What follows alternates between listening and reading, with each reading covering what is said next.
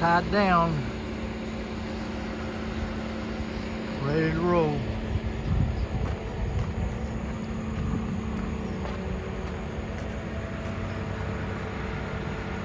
Fit on there pretty decent. That's about 9:38, 8:38 local time. Got the truck unloaded. Got everything laid out. Joist is to the floor. All the stacks in order. Frames are standing up. Challenge now is getting this up top of the hill. I'll figure that out tomorrow when I talk to Brother Jay. Okay, I'm calling it a night for now. See you tomorrow.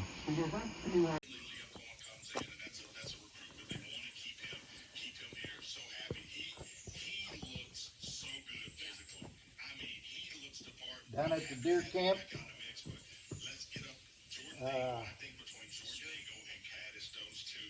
marking my end pieces for the floor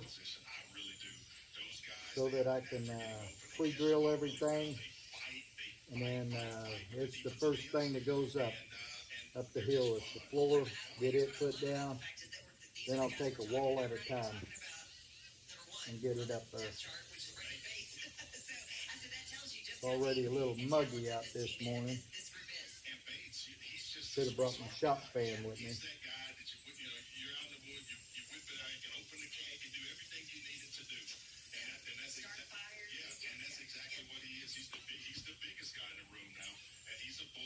It's Saturday, September 2nd, opening day of deer season in Kentucky for bow.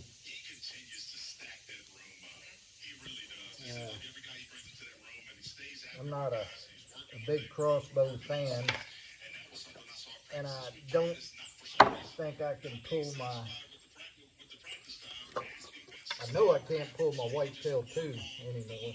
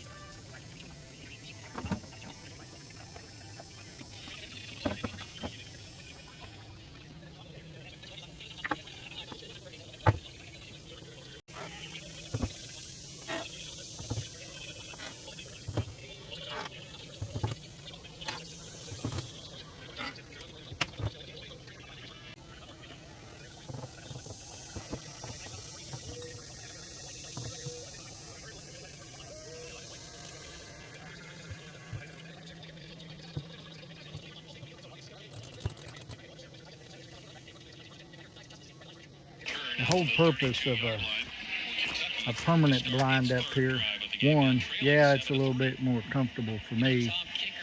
The shooting doors are going to be, shooting windows going to be to where I can sit in a stool and not have to stand up all the time.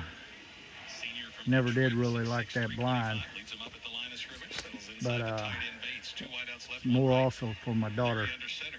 When she comes in, it'll be a little bit warmer in there for her. We got it up here, and it's no different, I guess, than a shooting house. It's just, it's a shooting house on the ground. A ground blind on the ground. So let me get her unloaded and start to do this floor.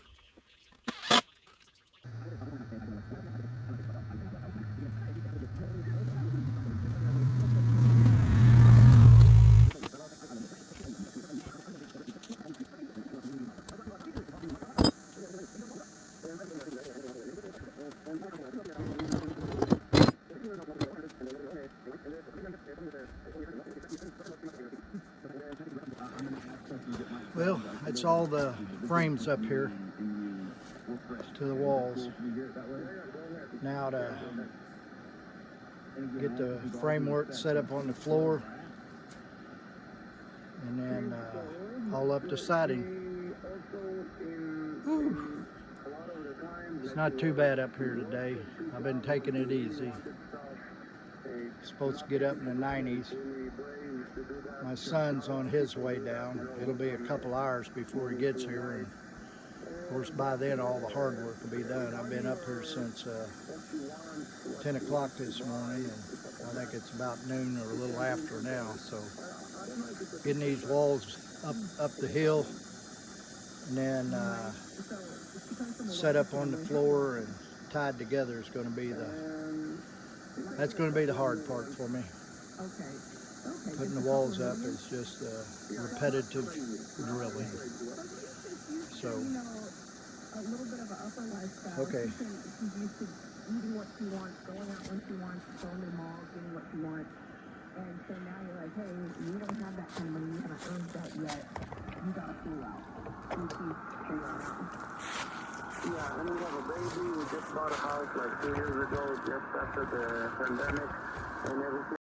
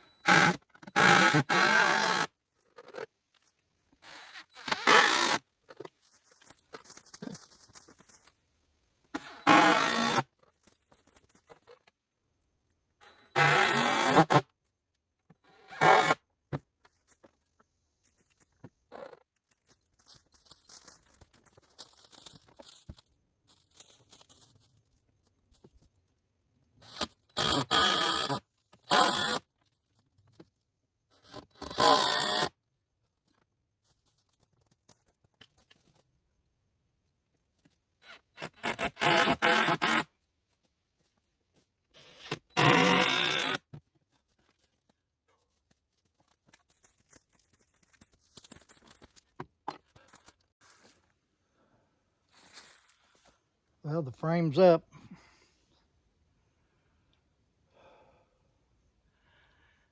The frame is up. Now for the siding. We'll see how that goes.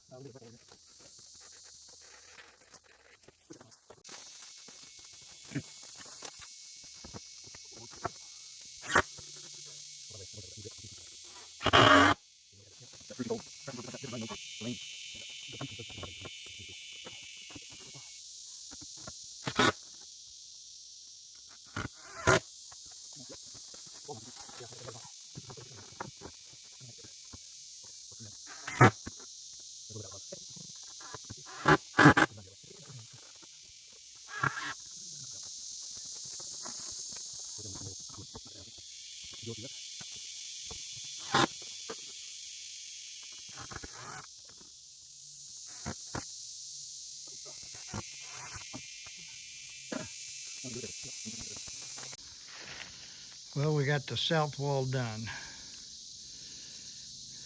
There's your south wall. East wall, all covered. Top's done. North wall, top's done. The west wall's done. Got all my boards laid out. Sun over here. We're gonna call it a night.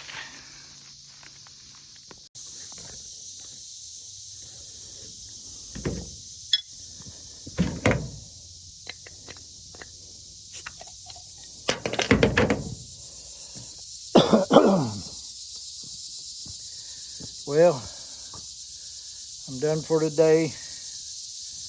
Ricky and Taylor, Raylan had to head back tonight, but I think I'm gonna sit out here and chill for a while.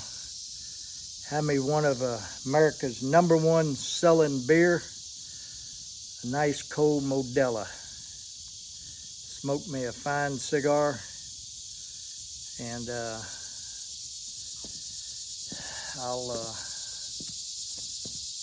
see y'all later.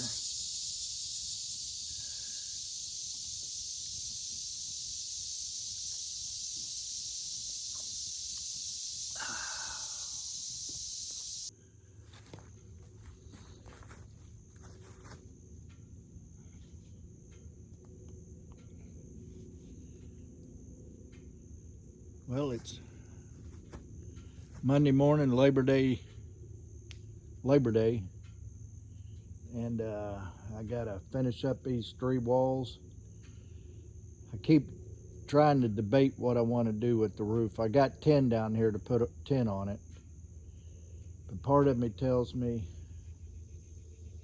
I want to sheet it with plywood, or even go through the pain of doing a pallet roof.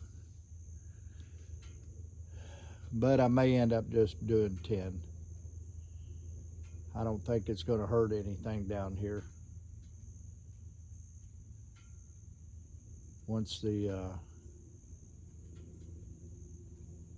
hold the weather pretty good, and keep it dry inside, so that's probably what I'll end up doing. So anyway, I'm ready to get started on this east wall.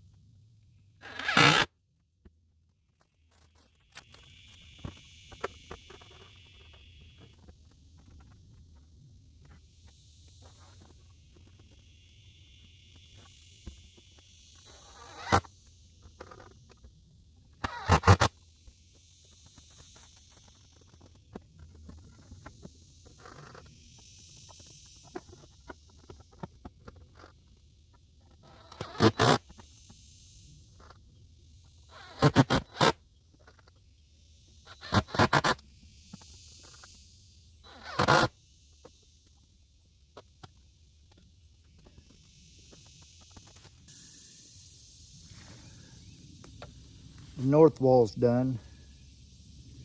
Pretty crappy job, but it looked good down in the barn. But once you start drilling screws in, the end boards that don't have a 2x4 behind it start popping out. So I'm gonna cut me some more 2x4s when I come down the next time and put behind the boards that are popped out, so I can drill them in. And then I'll do trim work if I need to, if it looks too bad, but still serves the purpose. Still serves the purpose. Boards pretty much matched up. It's all covered by tar paper. So one more wall to go, hang my door, and then put the roof on.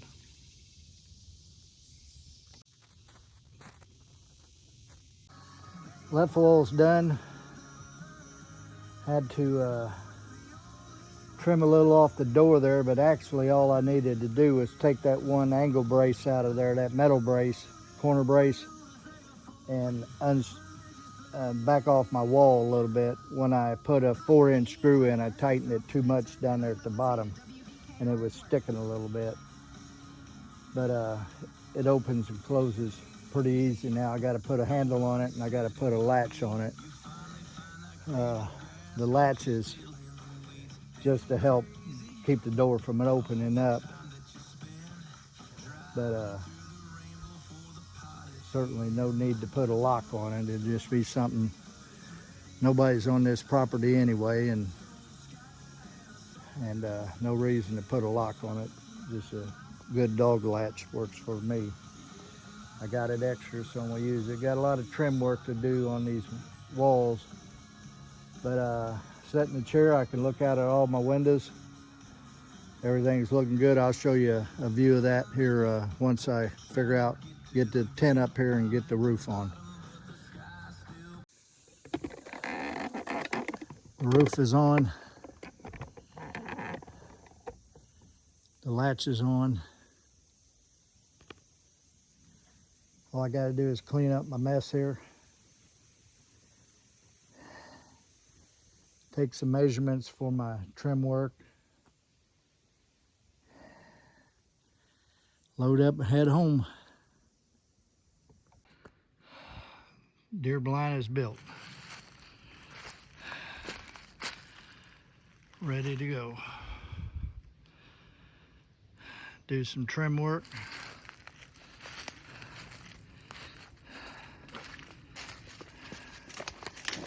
She's ready to roll.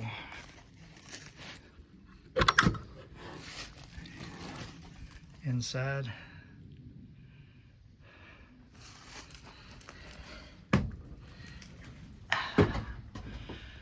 Sit in my stool.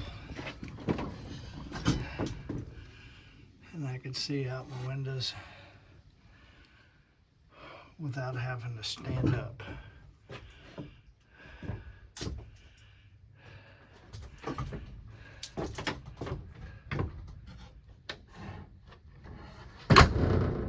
Shit, I think I just locked myself in. That's gonna be hell getting out. That's not a good idea. Gotta put me some tar paper up there to keep the wind out of the cracks. But otherwise, we're looking good. Okay, let me get out of here now.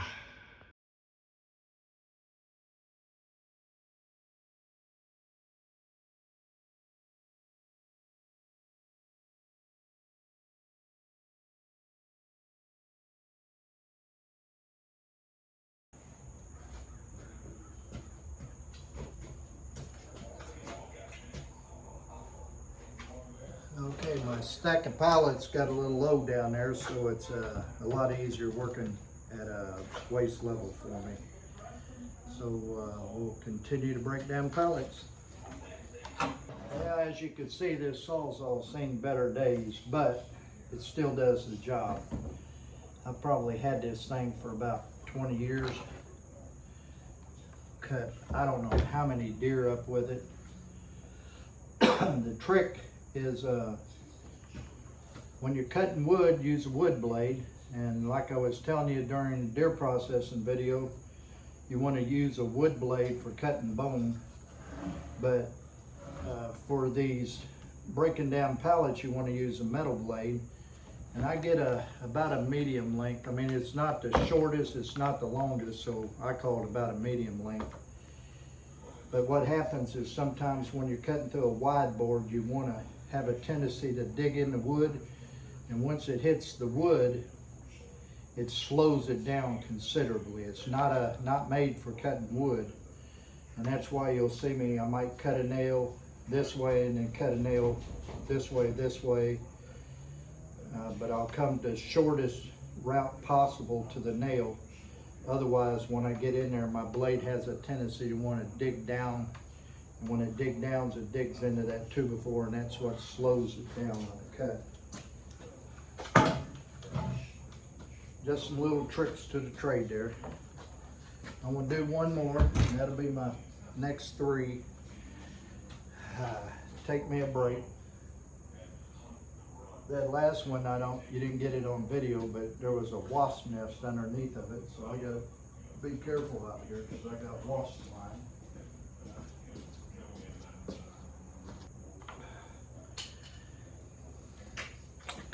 The other thing you may notice that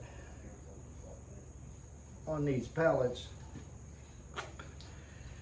not 2 of them are alike.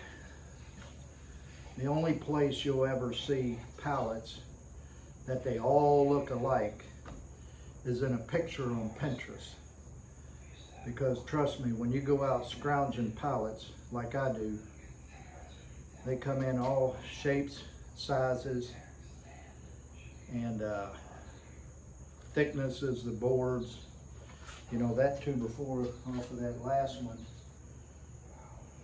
was probably a true 2x4. You can get others that are less than 1.5 inches.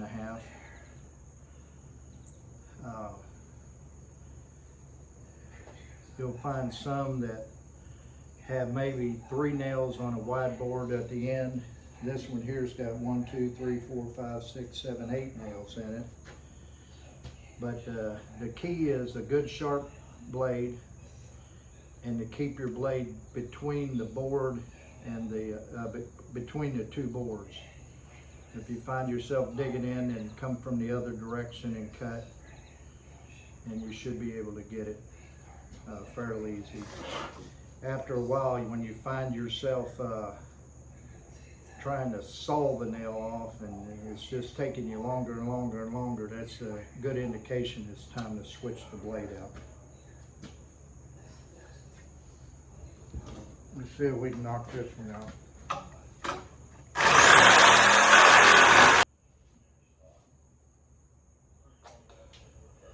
This blade's starting to get a little dull, and the other thing I do is I try to not cut with this part of the blade, but now I'm moving it out a little bit, and this is all good blade that hasn't been used to cut nails. I've been cutting mostly down here. So if I hold my saw back a little bit and I'll cut in this section here, which I'll get a little extra life out of it. This is a pretty rough pallet, heavy duty pallet. The exact blade I'm using is a Milwaukee Sawzall. It's called the Torch, and it's a 9-inch blade, 18 teeth per inch. I don't know if you can see that very good on there. It's a 9-inch blade. Longer, I have a tendency to hit from one board to the other. Shorter, I can't reach the wider boards. So that's why I find this 9-inch blade to be about perfect.